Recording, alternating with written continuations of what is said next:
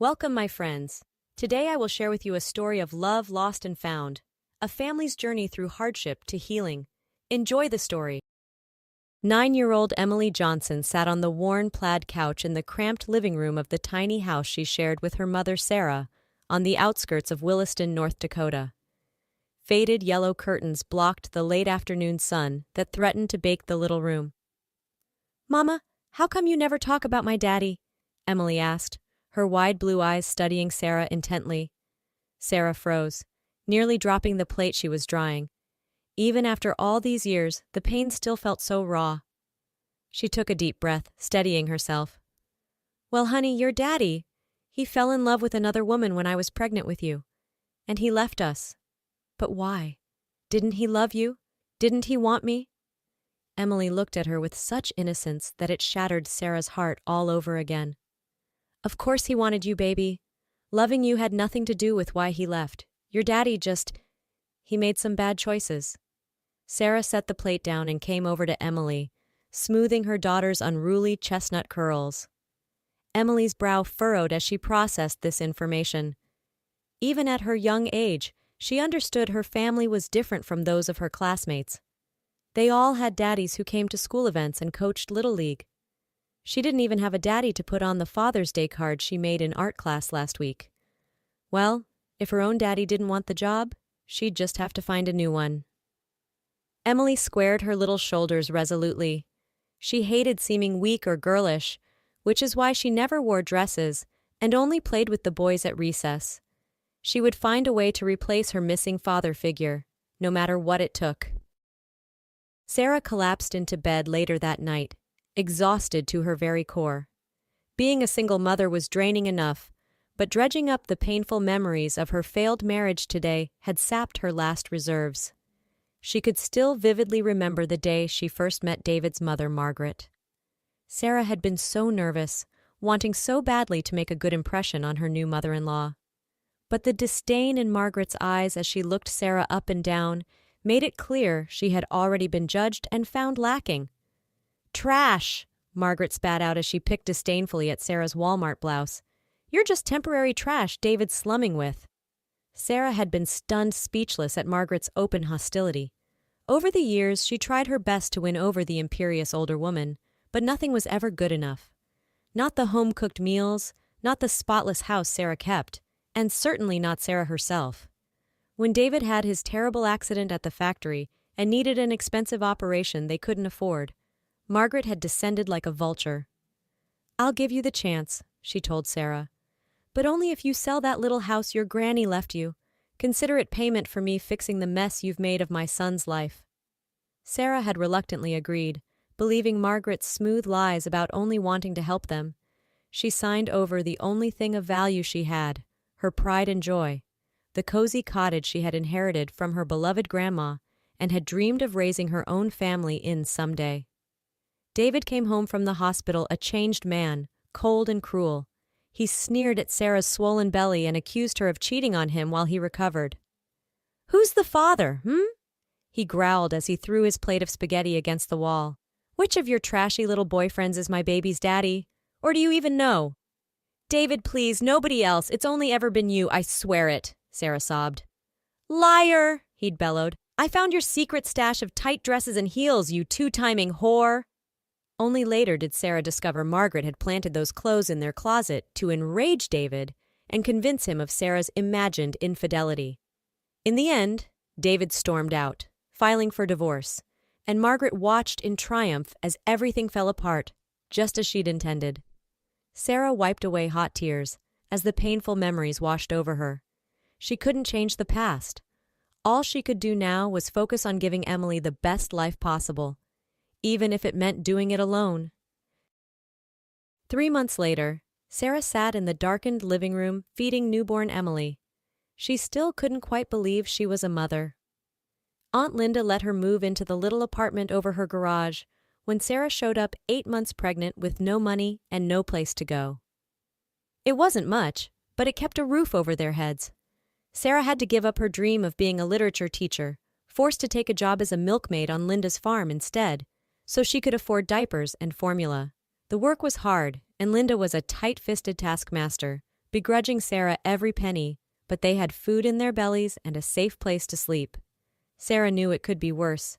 She gazed adoringly at Emily, so innocent and tiny. "It's you and me against the world, baby girl, and I promise I will do whatever I have to give you a good life." "Give it back, trailer trash!" The taunt rang out across the schoolyard. 9-year-old Emily whirled around to see Jack Carter, the biggest bully in 5th grade, waving her beloved copy of The Secret Garden over his head. His 2 nasty friends guffawed beside him. Emily saw red. How dare they? She launched herself at the knot of boys, a whirl of flying fists and kicking feet. The yard monitor's whistle shrieked. Later, sitting outside the principal's office sporting a split lip, Emily waited for her mother. She knew she'd catch hell for fighting, but what choice did she have? She couldn't let those jerks walk all over her. "Emily Louise Johnson!" Sarah appeared, disappointment etched on her tired face. "What have I told you about fighting?" "They started it!" Emily protested. "They stole my book! I want my daddy!" The words spilled out before she could stop them, and Emily stared at the floor, ashamed of this babyish outburst. Sarah sighed and crouched down, tipping Emily's chin up to meet her eyes. "I know it's hard, honey, but your daddy's not here. It's just us."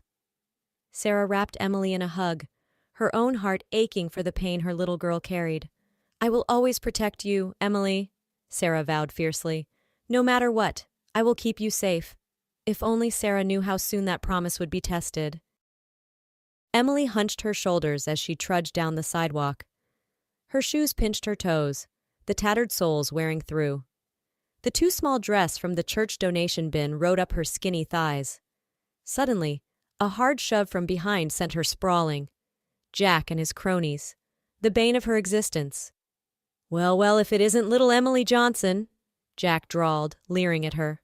"Where do you think you're going, trailer trash?" "Leave me alone, Jack," Emily spat, scrambling to her feet. "I don't want any trouble." "Too bad, because trouble's what you're gonna get." Jack stepped in closer, cracking his knuckles menacingly. "See, me and the boys are bored, and we figured a little runt like you would be fun to rough up." His friends guffawed sycophantically, tightening the circle around her. Emily's heart raced with fear. She knew all too well what these bullies were capable of. "My big brother Pete taught me a few new fighting moves," Jack informed her with a nasty grin. "I've been looking for a punching bag to practice on." Emily didn't wait for him to make good on his threat. She kicked him hard in the shin and took off like a shot, their outraged bellows chasing her heels. Tears of rage and terror pricked her eyes as she ran blindly. No idea where she was going, only knowing she had to get away. She couldn't let them catch her, hurt her. But what was she going to do? Emily knew she had to find somewhere to hide. She couldn't outrun them forever, and if they caught her, they'd make her pay dearly for that kick. There had to be somewhere she could go, someplace they'd never look. The train. Emily had a wild idea. She could hop one of the freight trains that rolled endlessly through town, escape to someplace far away where Jack and his goons could never find her. She crept along the tracks, heart pounding, until she spotted an open boxcar. With a furtive glance around, she heaved herself up over the high edge, tumbling into a dark, musty interior. Emily curled into a ball behind some crates, praying the train would start moving before she was discovered. But luck was not on her side. "Hey, what are you doing in there?" An outraged shout. The conductor, shining a flashlight in her face, red and sweating with anger. "Kid, this ain't no free ride. You gotta have a ticket." Emily cowered under his wrath, stammering out an apology. "I'm sorry, mister. I didn't mean no harm. I just gotta get away from these boys chasing me." The thundering of feet outside the car made her blood freeze. "No, it couldn't be." But Jack's voice rang out, vicious with triumph. "She's in here. The little bitch went in the train." Emily scrabbled backwards desperately as Jack and his friends clambered into the car, cutting off her escape. The conductor gaped at the sudden chaos, clearly out of his depth. "Thought you got away, huh, freak?" Jack panted, fists clenched in anticipation. "Well, you can't run now, and we're going to teach you a lesson you won't ever forget." Emily backed away until she hit the cold steel wall of the train car, trapped. Her hand closed around the hard lump in her pocket, the pocket knife she had stolen from Aunt Linda's farm. She didn't want to use it. But she would if she had to. Jack and his buddies fanned out, slowly advancing with sadistic grins stretching their faces. Nowhere to run now, runt. You're gonna get the beating of your life. The conductor wrung his hands, clearly wanting to intervene but unsure how to handle a bunch of enraged preteen boys. Now let's everyone calm down, he tried nervously. I'm sure we can talk this out. Shut it, Grandpa, Jack snarled. This is between us and her. He turned back to Emily, a merciless glint in his piggy little eyes. I'm gonna enjoy this. Emily braced herself, the pocket knife slipping into her sweaty palm. This was it. She'd have to fight with everything she had. That's enough! A deep voice cracked like a whip. Step away from the girl. Now! A tall, imposing figure blocked the light from the open train door. A cop. Emily almost collapsed with relief. Jack paled and scrambled back. We weren't doing nothing, sir, honest. Just messing around. Can it, kid? The cop grabbed Jack by his collar and heaved him easily out of the car. He cuffed the sputtering boy to the ladder rung. Don't move a muscle, he warned Jack's stunned friends. Backup's on the way and you're all under arrest for assaulting a minor. He turned to Emily, his expression softening. It's okay now, honey. You're safe. I'm Officer David Keller. Can you tell me your name? Emily Johnson, she managed to whisper through the lump in her throat. The cop studied her intently, a strange emotion flickering across his rugged face. After a long moment, he held out a large, gentle hand. Well, Miss Emily, you've had quite an ordeal. Let's get you home to your folks. I promise, those delinquents won't lay a hand on you again. Sarah paced the small platform, sick with worry. Emily should have been home from school hours ago. Horrible scenarios raced through her mind. Emily injured, lost, kidnapped. The wail of a siren reached her ears. Sarah whirled around and her knees almost buckled. A squad car rolled to a stop and the back door opened. Emily scrambled out, crying, Mama! Emily! Sarah crushed her daughter close, tears of relief soaking the little girl's hair.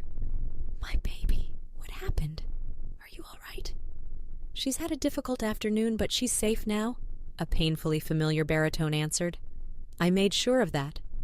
Sarah's eyes snapped up, and the breath left her lungs as if she'd been sucker-punched. It couldn't be, but there he was, the man she'd tried so hard to forget. David? Hello, Sarah. His deep rumble sent shivers down her spine, like it always had. His ice-blue eyes flicked to Emily, then back to her in dawning comprehension. She's mine, isn't she? Sarah swallowed hard and nodded mutely. David made a choked sound, his eyes closing briefly in regret. I'm so sorry, he said hoarsely. God, if I had known. I've been searching for you for years, ever since Mom told me the truth. Sarah sat rigidly beside David on the threadbare plaid couch, a chasm of hurt and betrayal yawning between them. Emily happily perched on David's lap, too young to understand the painful history. In the past few hours, he had become her white knight, the daddy she always yearned for. When you left, Mom was gleeful, David explained, self-recrimination roughening his voice. But her story about you cheating never quite added up. I kept finding little things that were off. Receipts for those trashy clothes in your size that I knew you'd never wear. A bogus bank statement Mom waved in my face as proof. He met Sarah's gaze squarely, his own eyes luminous with regret. When I confronted her, she blurted out the truth. How she framed you, orchestrated everything to drive us apart. Because no one could ever be good enough for her precious boy. Sarah pressed her lips together hard, determined not to cry. It was the vindication she had hoped for so long, but it didn't change the years of struggle and heartache his abandonment had put them through. I've been scouring the country for you ever since, David continued urgently. I hired PIs, followed up on every possible lead, but you had vanished, until today when this brave girl led me right to you. He cuddled Emily tenderly. I want us to heal, Sarah, he said softly, to be the family we were always meant to be. He reached into his jacket and pulled out a check, pressing it into her hand. This is the money for your grandma's house and then some. I'm sorry you had to sell it. Consider this a down payment on our future together. We can buy it back, or any house you want. Start fresh. Sarah stared at the check, the zeros blurring as hot tears spilled down her cheeks against her will. Could she do this? Risk her bruised, wary heart again? Allow this man back into their lives, into Emily's life. She looked at her little daughter, so valiant and strong, yet so starved for a father's affection and protection. Maybe David deserved a second chance. Maybe they all did. Emily bustled around the cramped kitchen, setting out their best chipped china and fussing with a wilted bunch of wildflowers. Her daddy was staying for dinner. Her young heart felt full to bursting. She still couldn't believe he had saved her, like a prince in the storybooks, and now he would be part of their lives again. She had missed so much. Father-daughter dances, his strong arms swinging her high, his deep voice reading bedtime stories, but they had forever now to make up for lost time. "My Emily," David murmured, pulling her into a tight hug. "My brave, beautiful girl." She let herself sink into his embrace, treasuring the rare feeling of complete safety. As he prepared to leave, David turned to Sarah. An unspoken question hung in the air between them. "One day at a time," Sarah said quietly. "We have a lot to work through. But I want to try." Hope and tenderness cracked through David's steady composure. He reached for her hand. "I meant what I said, Sarah. You and Emily will never want for anything again. I will spend my life making things right, being the man you both deserve. My family will never face hardship alone, not while I have breath in my body." He held her gaze, letting the vow settle into her bones. With a soft kiss to her knuckles, he slipped out the front door and into the velvet night. Sarah leaned against the doorframe, the evening breeze cooling her flushed cheeks. The future was uncertain and more than a little frightening. A cop's wife was never an easy thing to be, but for the first time in a long time, her heart felt light. She had her little girl. She had her integrity and grit, and maybe, just maybe, she had her husband back too. A family, hers, not perfect or conventional, but real. Together they could weather any storm. As long as they had each other, anything was possible, even second chances, even happily ever after. Golden autumn sunlight dappled the park, the distant shrieks of children's laughter ringing out beneath the canopy of changing leaves. In the middle of the grass, a small family picnicked on a red-checkered blanket, a Norman Rockwell painting come to life. "Higher, Daddy, higher!" Emily squealed from the tire swing David was pushing. Her dark curls flew behind her as she soared up to the blue sky, her little face radiant with unbridled joy. David complied with a grin, putting his back into it. "You've got an adrenaline junkie here, Sarah. Might have to buy her a parachute for her birthday." Sarah smiled, contentment filling up all the hollow places in her soul as she watched her husband and daughter play. The past few months hadn't been easy. There had been hard conversations, painful revelations, old wounds reopened and finally cleansed. But through it all, they had clung to each other. David had been true to his word, moving heaven and earth to keep his family safe and cared for. And slowly, tentatively, Sarah had learned to trust him again, to let herself love him again. "Okay, my intrepid explorer, I need a break."